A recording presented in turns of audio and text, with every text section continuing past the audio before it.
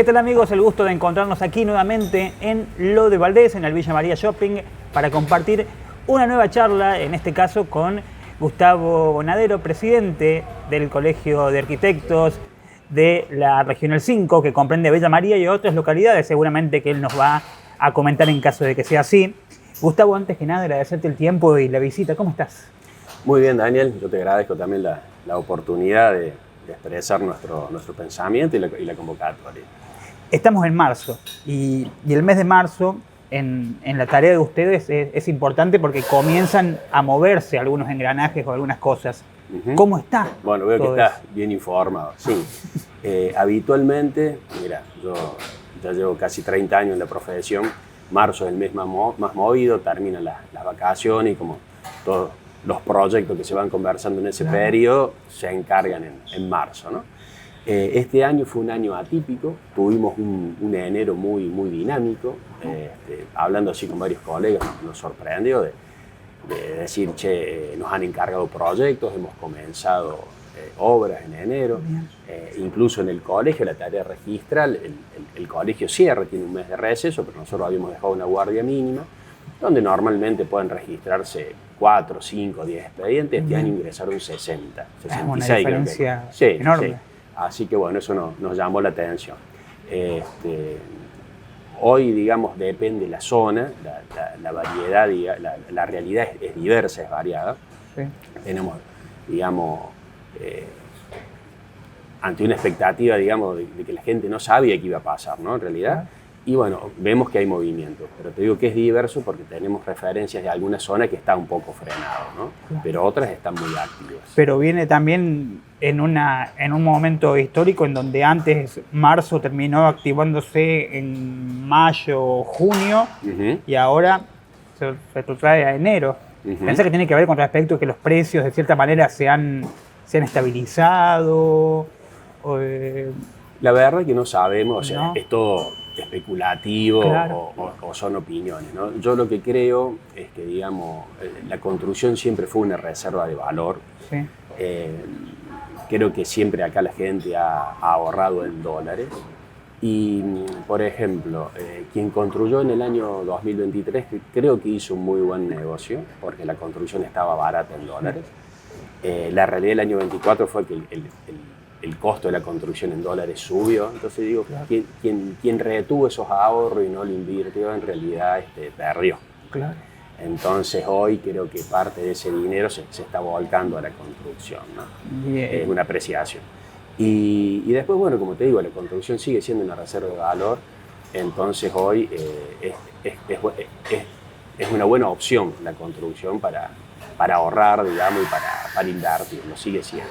A ver, primero está obviamente el deseo in abstractum de construir, de generar, pero también después hay otras cuestiones, más allá de un precio que vos digas, bueno, se mantiene estable, hay un 2% anual de inflación en porcentaje, hay industrias relacionadas directamente a la labor de ustedes, como la metalúrgica, como el valor del cemento, que también van a condicionar la posibilidad final de eso, ¿no? No, por supuesto, por supuesto. Bueno, la estabilidad siempre fue buena para la construcción. Entonces yo creo que hoy eso lo estamos viendo.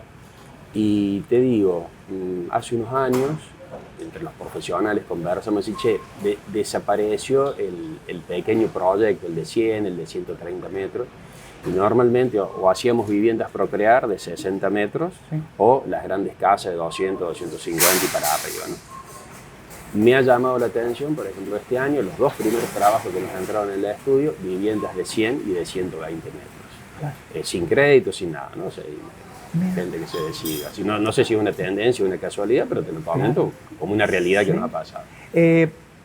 Por estos momentos se hablaba de que en Villanueva iba a empezar a funcionar un código de edificación que iba a ser presentado incluso en el mes de marzo en el Consejo Deliberante de Villanueva. Villanueva era una ciudad que ya cerca de los 200 años no tenía un código de edificación. ¿Formaron parte de esa discusión? ¿Fueron consultados? Sí, fuimos consultados. En realidad hay unos colegas que han sido contratados para el trabajo. Tenemos referencias que no solamente han sido arquitectos, también han participado ingenieros. Bueno, ellos nos acercaron un borrador del código donde nosotros hicimos, digamos, los comentarios técnicos que nos parecían adecuados y bueno, veremos si son tenidos en cuenta o no, pero la verdad es que fuimos consultados. ¿Y qué es lo que necesita hoy una ciudad para planificarse? ¿O cuál es tu pensamiento respecto a una ciudad como Villanueva, que ya tiene tanto tiempo desde su fundación, que ya tiene cosas que van a ser irreversibles, imagino, en cuanto a estructura? ¿Cómo se trabaja hoy sobre eso? Bien. Porque no se puede legislar para atrás. No, por supuesto. Yo creo que Villanueva tiene la ventaja de haber tenido Villa María al lado y de ver qué es lo que pasó también con el código de Villa María y de no cometer los mismos errores que se cometieron en su momento con el código de Villa María. Tal es así que nosotros decimos, mira, creemos que Villanueva se desarrolló en sus barrios gracias a los impedimentos que en su momento había con el código de Villa María, ¿no? Así que bueno, gran parte del desarrollo de Villanueva se lo debe a Villa María. De hecho, los barrios residenciales, los barrios más lindos, han crecido en la zona de Villanueva y no en Villa María. Claro.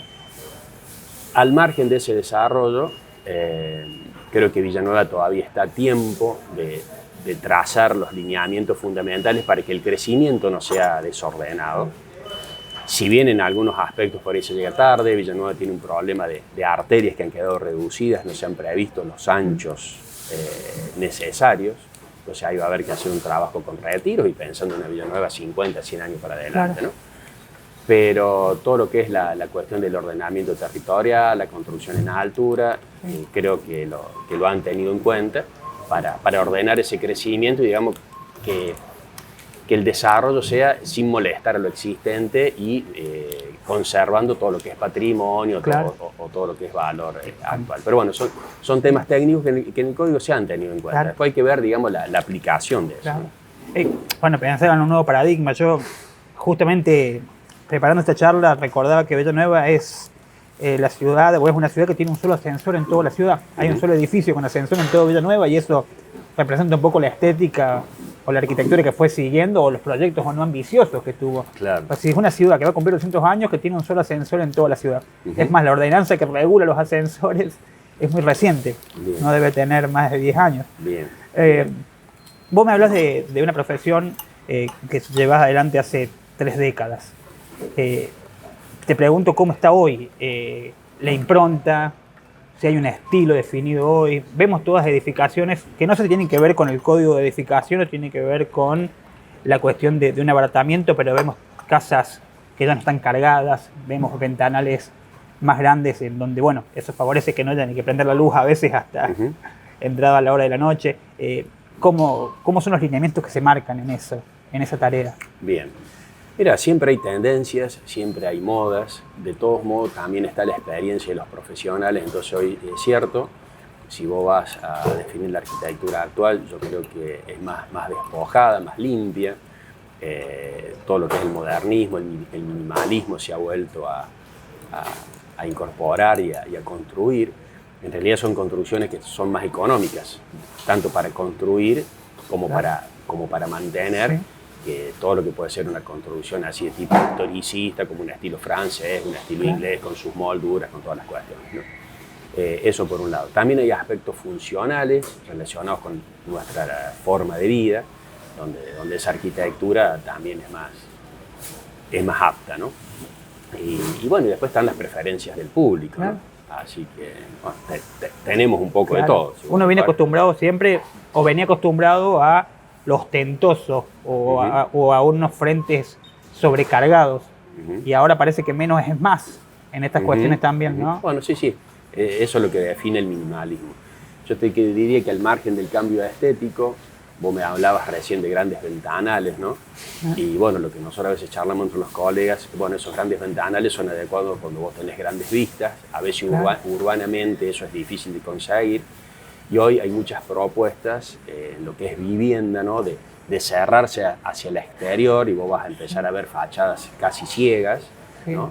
y la apertura es hacia el interior de la propiedad, buscando un poco el tema de la seguridad y de la intimidad, ¿no? Ese cambio es muy notable. ¿Hay más patio delantero que trasero, de cierta manera, también? No, digamos, la casa vive hacia el interior, se niega hacia la calle, y el patio es un interior donde se produce la vivencia, con una piscina o sin piscina, pero bueno, es como que todos esos grandes ventanales que vos decís hoy, a través de una galería o lo que sea, se vuelcan hacia ese interior. ¿Y eso es propio de un estilo o es propio de una cuestión de seguridad? No, por eso te digo, creo que es un tema funcional que tiene que ver con la seguridad y tiene que ver también con la intimidad. Claro. Vos, a lo mejor en otras épocas, vos veías que los ambientes principales, como el estar, los dormitorios, como quedaban a la calle, ¿no es cierto? Claro. Y hacia la zona del patio es como que estaban los locales más de servicio. Hoy eso se ha invertido, en muchos casos, no te digo que en todo, ¿no? Pero bueno. Sí. Te llevo al colegio. ¿Cuántos matriculados hay en la regional? Bueno, mira, nuestra regional es muy amplia, abarca desde Toledo, o sea, al lado de Córdoba.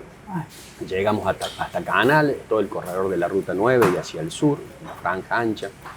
La cantidad de matriculados, profesionales que en algún momento han sacado la matrícula, supera los 1000. Hoy los que están habilitados, que han pagado la habilitación anual, son casi 800.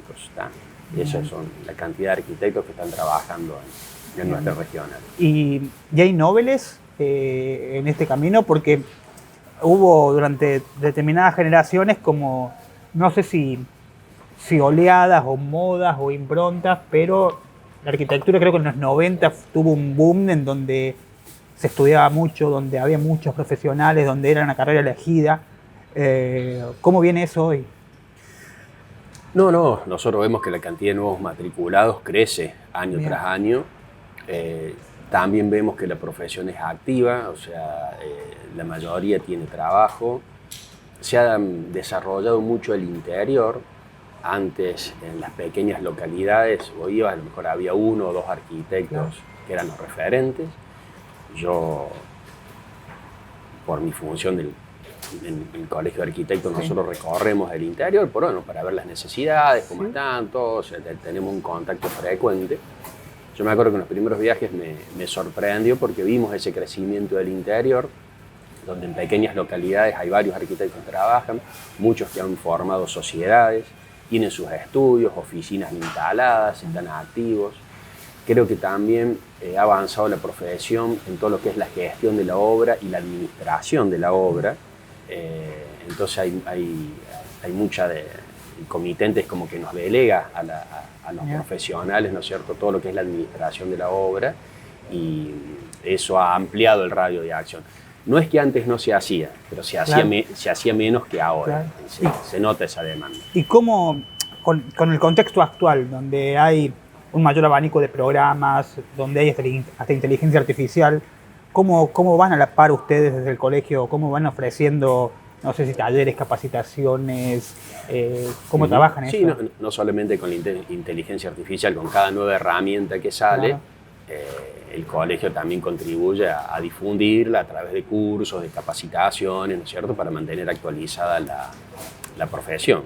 Así que sí, en eso. ¿Y cómo es el índice de capacitación? Es decir, hay mucha adhesión a las iniciativas, porque sabemos que en todas las profesiones hay algunos que deciden sumarse a esto, otros por cuestiones de tiempo tal vez no lo hacen, no porque no lo quieran, y hay otros que directamente no, después de un tiempo determinado ya tienen como su librito y dicen... Mira, hay de todo, pero yo te digo que en todas las capacitaciones o eventos que se desarrollan participa muchísimo la matrícula, es muy activa en todo evento, o sea, sí, puede haber cuestiones como vos me decís, perfeccionamientos respecto a nuevos sistemas constructivos, nuevos materiales, exposiciones como Casa FOA, temas puntuales como la inteligencia artificial, pero tenemos una muy buena participación de los colegas. Y el colegio mismo con las otras instituciones, ¿cómo se lleva? Porque forman parte de diferentes mesas. Cuando se genera un proyecto, así sea comercial, así sea privado, está todo vinculado con el Colegio de Arquitectos, porque desde la salud hasta, no sé, hasta una ferretería termina siendo impactada por la arquitectura. Tal cual. ¿Cómo trabajan eso? No, la verdad es que tenemos muy buena relación con el resto de las instituciones intermedias. Mira, en su momento tuvimos muchas dificultades con todo lo que era la tramitación municipal. Bueno, logramos ponernos de acuerdo en los puntos que eran los escollos. Se hizo una mesa de trabajo. El año pasado funcionó todo el año. De hecho, hicimos algunas modificaciones al decreto del FIS que nos trababa nuestro ejercicio. Hoy seguimos trabajando y con otras cuestiones. Creemos que es la forma, ¿no? O sea, el diálogo y sobre todo el diálogo técnico. Y después yo creo que como toda medida que se toma, ¿no? Siempre hay que rechequear. Lo mismo, vos recién me mencionabas el código de Villanueva. Yo creo que ningún código, ninguna norma es la verdad absoluta y que no tenemos la certeza de la eficacia de esas normas hasta que no son aplicadas. Claro. Yo creo que desde la institución queremos decir, lo inteligente es, bueno, probemos, evaluemos y bueno, cuando pasan 1 o 2 años, reformular lo que está mal e ir avanzando. Y te digo mi experiencia como dirigente, ¿no? Nosotros hemos tenido ideas brillantes que llevadas a la práctica, nos dimos cuenta que no servían o que no eran las adecuadas. Y bueno, y como que las reformulamos, ¿no? O sea, tampoco hay que tener miedo de equivocarse, pero es frecuente que la solución que nosotros pensamos que es la adecuada, por ahí no lo sea tanto y con una pequeña modificación mejore mucho. Eso en los códigos lo hemos visto. Por ejemplo, aquí en Villa María yo te diría se ha hecho un fundamentalismo de la accesibilidad. Nosotros eso lo hemos planteado. Creemos que la accesibilidad hay que tenerla en cuenta, tanto en los baños, como suponete que es un local abierto a una gran cantidad de público, pero es una utopía plantear que toda la ciudad va a ser accesible, sino ¿qué hacemos con Córdoba? ¿Qué hacemos con Nueva Córdoba? Con todas esas pendientes, ¿no es cierto? Bueno, por ejemplo, un efecto no deseado que nosotros notamos en Villa María es que a la mayoría de los comercios les pedían rampas de acceso. Vos fíjate ahora en las épocas de inundaciones, cuántos locales por ahí el agua le está ingresando adentro. Claro. ¿Y qué ha pasado? La norma favoreció por esta exigencia de la rampa y como te ocupa muchos metros cuadrados, que el nivel de muchos locales bajara. Cuando los niveles históricos de los locales de Villa María, vos tenés que subir 1 o 2 escalones. Claro. ¿No? ¿Y cuál es la solución en ese caso? En ese sentido, crear una rampa artificial. Claro, a ver, yo creo que hay lugares, suponete como bancos, iglesias, supermercados o comercios de cierta escala y de cierta magnitud, donde una rampa no ocupa mayor lugar. Claro. Ahora, a pequeños comercios vos podrías permitirle una rampa móvil, ¿no es cierto?, que fuera como un equipamiento y que no fuera algo fijo. Y que estamos hablando de un local céntrico que puede medir 2 metros de frente. Claro, exactamente. Entonces en esos locales nosotros nos encontramos con la exigencia de un baño accesible, ¿no es cierto?, del cual tiene unas dimensiones importantes, y la necesidad de una rampa. Claro. Bueno, entonces eso te reducía drásticamente las dimensiones del local. Bueno, esas cuestiones las tuvimos en cuenta y se han tenido en cuenta en el Código de Villanueva, claro, y en las correcciones que nosotros hicimos, ¿no? Pero eso, a ver, más allá de... Porque hay una línea muy delgada en esto, que una cuestión es una necesidad, pero otra cuestión también es un momento político. Porque tal vez la decisión a veces va más acompañada del momento político que de la necesidad.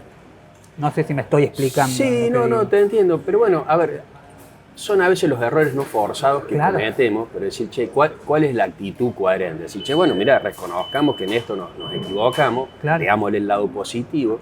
Yo creo que la accesibilidad ha sido muy buena en muchos aspectos, porque por ahí uno piensa en la accesibilidad pensando en quién va en una silla de ruedas, pero en realidad por ahí hay personas que están rengas o discapacitadas o con algún problema motriz y el baño necesita ciertas dimensiones y ciertas características para que sea cómodo, ¿no? Lo mismo el ingreso a los negocios, la gente anciana o con alguna dificultad, que esa accesibilidad sea, digamos, segura, ¿no? Bueno, pero también, suponete en un barrio, alguien que queda sin trabajo, que tiene una iniciativa, quiere abrir un pequeño comercio en un garaje, por decirte algo. Bueno, dejemos que use el baño de la casa, no le pidamos la rampa, porque en esa escala es muy poca la casuística en que puede ser requerido por alguien con alguna discapacidad. Y en el diseño de un hogar, por ejemplo, ¿se tiene en cuenta eso? lo tiene en cuenta el propietario. Yo no hablo de una discapacidad, hablo de Sí. yo construyo mi vivienda. Tengo 30 y pico de años, no tengo ningún problema. Hago el baño, hago el dormitorio en el piso de arriba. A las 3 semanas de que estoy viviendo en mi nueva casa, juego al fútbol, me lesiona, me quiero una pierna. Claro, claro. Y Sí. no me funciona la casa que yo... Bueno, por supuesto, sí, ese es un tema, ¿no es cierto?, de debate con cada comitente, Claro. donde, bueno, eso sí, ha sido incorporado. ¿Pero lo contempla el que emprende un proyecto? A ver, hay usuarios que sí y hay usuarios que no. ¿Ah?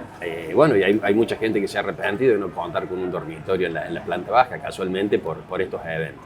Claro. De todos modos, a ver, ¿qué es lo que creemos desde el colegio? Es decir, creemos que hay un ámbito público y hay un ámbito privado. Sí. La accesibilidad tiene que estar reservada sí o sí para ese ámbito público. Sí, ¿no? Sí. Y en el ámbito privado, que esté, bueno, casualmente la libertad de elegir de cada uno de los comitentes, de cada una de las personas. Claro. ¿Eh? Eso ya será responsabilidad de cada uno. ¿Y eso en la cuestión en el ámbito privado se contempla siempre o no se contempla? Por una cuestión económica. Digo, sí. No, mira, me va a salir más caro, la verdad que no. Sí, no solamente cuestión económica. A veces la falta de previsión, a veces que él le dice que no le interesa el tema, ¿no es cierto? O sea, vas a encontrar un montón de tenemos varias anécdotas, gente que ha pedido dormitorios sin ventanas, por ejemplo, porque quería la oscuridad y la seguridad total. Le decís, che, ¿cómo no va a tener ventilación? Bueno, ¿y respeta a la vez el código de edificación? No, en ese caso no lo respetaría. Por eso decir, nuestra postura es decir, a ver, si vos haces una vivienda colectiva para evitar que se formen palomares o nuevos, digamos, inquilinatos, digamos, claro. El código sabiamente asigna superficies mínimas. Pero eso hablando de lo que es la vivienda colectiva, de viviendas que son destinadas a la venta, ¿no? Sí. Ahora, nosotros pensamos, che, que una vivienda, vos te querés hacer tu casa, ¿qué tenemos que opinar nosotros? Claro. O sea, vos harás tu casa con los requerimientos que a vos te parezcan, asesorados por un profesional. Claro. Había una problemática en algunos casos que no sé si tiene que ver con el código o con el loteador, que es la solicitud de determinada longitud o de distancia o de tamaño de puertas, de tamaño de ventanas. ¿Con quién tiene que ver eso? No, eso hacia el código. Es parte del código. Sí, eso hacia el código, son superficies, anchos mínimos. Pero a ver, en eso los profesionales de la construcción tenemos una formación, hay mucha bibliografía, eso ha sido estudiado y tenés medidas mínimas, ¿no? Claro. Que son siempre respetadas hasta desde el punto de vista del diseño, ¿no? Claro. ¿Y cuáles son los desafíos que tienen hoy los profesionales de la arquitectura? Mira, los desafíos son los desafíos de siempre.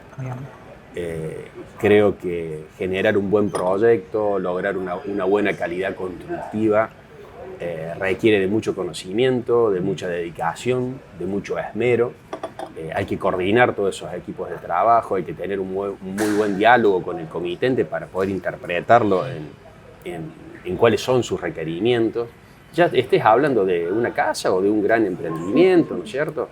El desafío es permanente. Y yo creo que ahí la profesión ha sido revalorizada y creo que los resultados se pueden ver. Creo que estamos viendo una muy buena arquitectura, muy buenos diseños, muy buenas terminaciones, cosa que creo que todos notan el avance en ese sentido. ¿Y en el colegio cuáles son las tareas? Porque había un impulso que querían llevar adelante, incluso hablando de tutorías, de diferentes cuestiones. ¿Cómo viene eso? No, por supuesto. No, muy bien, como te digo, notamos que la matrícula está activa, es receptiva a las propuestas, siempre tenemos participación. Y lo que nosotros pretendemos siempre es acompañar al profesional, o sea, decir, che, ¿cuál es la función del colegio? ¿O para qué estamos nosotros?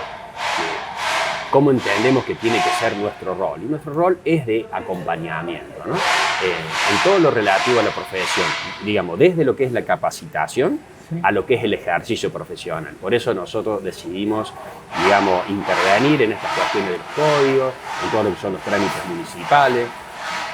Y puntualmente te diría que hoy a veces estamos preocupados por todo lo que es la parte de infraestructura, que actúa como un limitante del desarrollo, ¿no? Entonces, yo te diría que ahí estamos con ciertos problemas que tienen que ser trabajados, ¿no? Te hablo de todo lo que puede ser en la provisión de agua y cloacas, en la provisión del servicio eléctrico, hay cuestiones que están frenando el desarrollo. Había una cuestión, bueno, ahora en vez de no haber un código de edificación, pero había una cuestión de un edificio Procrear que se iba a llevar adelante ahí con una superficie enorme que iba a impactar, porque iba a ser en una zona céntrica que iba a impactar el resto de la barriada. Eso era una cuestión a tener en cuenta, que no sé si ahora cambiará, pero bueno, me mencionas esto y yo me pongo a pensar en las cuestiones de que no todo puede ir en cualquier lado. En cualquier lado, está bien. Por más que tenga el dinero, por más que sea mi terreno, por más que es mi tierra, yo hago lo que quiero, no es tan fácil en ese punto. No, por supuesto, toda construcción y más de esa escala genera un impacto, pero bueno, o sea, los arquitectos estamos capacitados para hacer ese estudio y, ¿no es cierto?, ver si eso es apto o no. Lo que pasa es que muchas veces hay intereses, digamos, de tipo comercial o tipo político que terminan definiendo esas intervenciones y que muchas veces no son las adecuadas. En la historia de Villa María, ¿qué es lo que se priorizó más en cuanto a la construcción de viviendas? Cuando vos vas y recorres la ciudad, o recorres incluso la región, ¿qué pensás que es lo que más se priorizó en el momento de la construcción? Cuando ves los frentes, las fachadas, las estructuras, ¿pensás que se priorizó más lo estético? ¿Pensás que se priorizó más lo funcional que sea el espacio? No. ¿Encontrás conviviendo diferentes estilos? Sí.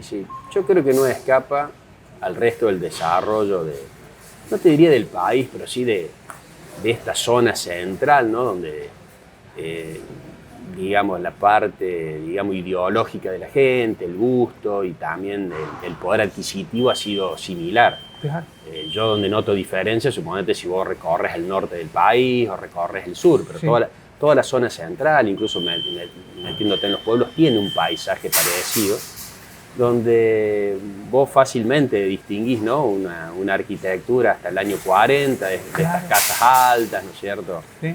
La vivienda tipo chorizo, algunos palacetes, o sea, después aparece una construcción más de los años 45, 55, en esa época del peronismo, ¿no es cierto? Claro. Después, bueno, aparece el primer minimalismo, construcción en los años 60, después todo lo que fue la construcción en ladrillo visto y teja, y bueno, y lo que estamos teniendo ahora. Creo que eso es muy parecido en toda la zona central, no veo algo propio de Villa María o que se destaque diferente del resto. Y sí se ven los periodos donde la construcción fue muy abundante, donde mermó. Yo creo que en los últimos años hemos tenido un gran desarrollo, ¿no? O sea, si uno ve cómo ha cambiado la fisonomía de nuestras ciudades, tanto Villa María como Villanueva, el mismo Córdoba, el crecimiento de los barrios residenciales. Me refiero a residencial no porque sean viviendas de lujo, me digo residencial porque la gente reside, ¿no? Los barrios de vivienda, ¿no? En general, cómo han crecido. Yo creo que lo que tenemos que tener en cuenta, y también lo hemos conversado con esta gente que hizo el código de Villanueva, y que hubiera sido oportuno que estuviera en el Código Villa María, que al pensar, digamos, las reglas para el crecimiento, la ciudad en algún momento va a ir en altura. Claro. Y es muy importante la construcción de edificios en torres que ventilen por los cuatro costados. Entonces, si vos recorres, la ciudad es latinoamericana, que vos te vas a Florianópolis, a Punta del Este, lo que hemos observado ahí que los edificios, pero te hablo de edificios no rascacielos, no, 12 pisos, 20 pisos, están retirados de las medianeras y no tienen patio de luz.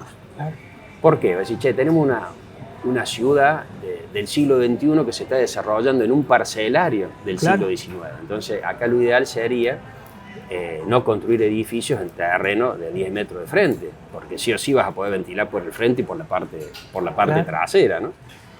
Así que bueno, en el Código Villanueva hemos logrado incorporar que se tenga en cuenta eso, que en la parte que se permita construir en altura, esos edificios sean en forma de torre, digamos. Y si no, cuando esa construcción en altura sea en las afueras, generar algo parecido a lo que puede ser Torres del Río, para que vos te imagines, o sea, como que en un parque crezcan las torres, pero para tener condiciones adecuadas de ventilación, de iluminación, de orientación, pensando en la sustentabilidad, en la accesibilidad de toda esa gente, de esos lugares, ¿no? Porque vos densificás y después, ¿cómo llegamos? ¿Cómo le damos transporte? ¿Cómo le damos servicio? Es que claro, porque cuando la ciudad marca un crecimiento, todos aquellos lugares céntricos que hoy son una vivienda de una sola planta, van a reconfigurarse. Y ahí seguramente va a generarse... Sí, vienen todos esos problemas de uno no lo piensa en este también. momento. Claro. Uno no lo imagina en este momento. Por eso hay que preverlo. Y bueno, considerar, a ver, que la ciudad la hacemos entre todos, que las reglas tienen que ser para todos, para que todos estemos mejor, para que todos estemos más cómodos. Y como te digo, no caer en fundamentalismo, como pasó con esto de la accesibilidad, que si bien solucionó un tema que no era tenido en cuenta, y creo que esa es la parte valiosa, en algún punto nos pasamos de rosca y empezamos a generar consecuencias que hoy tenemos que revertir. También hay un punto en donde se pedía la accesibilidad del privado, pero a veces el Estado no tenía la propia accesibilidad en la misma cuadra donde estaba ubicada. Por eso yo creo, el edificio. Creo que como en todo, ¿no? La principal divisoria de aguas en este tema y en cualquier otro es decir, ¿qué es lo que es del ámbito público y qué es lo del ámbito privado? Entonces, la accesibilidad hay que plantearla en plazas, hay que plantearla en veredas, en estacionamiento y, como te decía, en instituciones, en bancos, en colegios. Ahora ya lo que es la vivienda privada, el pequeño comercio, habíamos colocado una limitante, suponete, que nos parecía inteligente, de locales hasta 100 metros cuadrados, lo que nosotros pensamos. ¿Cuál es el problema? Que vos tengas un pequeño bar que disponga de un baño y que no tenga rampa. No hace falta que todos los bares sean accesibles. Ahora, tendrá que haber algunos bares accesibles, tendrá que haber algunos hipermercados, pero no necesitamos que todo sea accesible, ¿no? Entonces, de esa manera nos parece que sería más coherente y más acertado. Porque tampoco facilita la inversión de nadie. Por supuesto. Y a veces te traba el desarrollo. Claro. Bueno, a veces te traba el desarrollo. Porque si hay una queja ahí siempre de todos los que quieren emprender algo, es la cuestión burocrática que viene por detrás, que parece que jamás se termina, ¿no? Gustavo, te quiero agradecer el tiempo por favor. y la visita. La verdad que es una charla para seguirla. Para seguirlo por mucho tiempo. La verdad que ha sido muy agradable. Yo te agradezco la invitación y bueno, estamos siempre dispuestos a tratar todos estos temas y a lo que ustedes necesiten. Seguro pronto nos vamos a encontrar. Bueno, cómo no, al pelo. Un gusto, ¿eh? Gracias. Gustavo Bonadero con nosotros, presidente del Colegio de Arquitectos. Nosotros nos encontramos la próxima semana. Hasta pronto.